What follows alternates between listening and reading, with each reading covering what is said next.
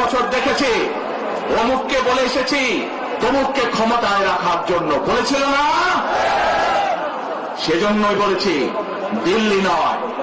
আমরা দেখেছি যারা 71 সালে ছিল তারা কাদের সাথে লাইন নিয়েছিল, যাদের কথা একটু আগে বললাম, যারা মিথ্যা কথা বলে ঠকাচ্ছে মানুষকে, আমরা দেখেছি তাদের আস্তানা কোথায়।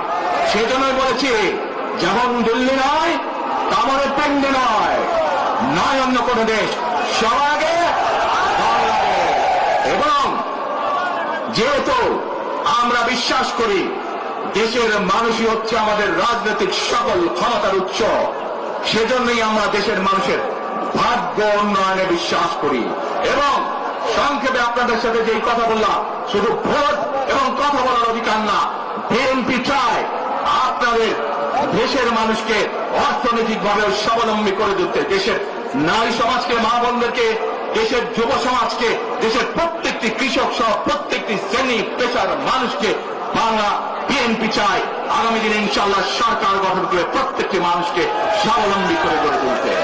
প্রিয় ভাই বোনেরা, সেজন্যই আমরা আরেকটি কথা বলি,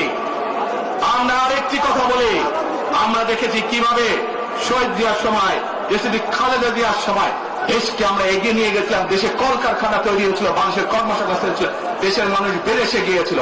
সেজন্যই আমরা বলতে চাই, করব কাজ, করব দেশ, সবার আগে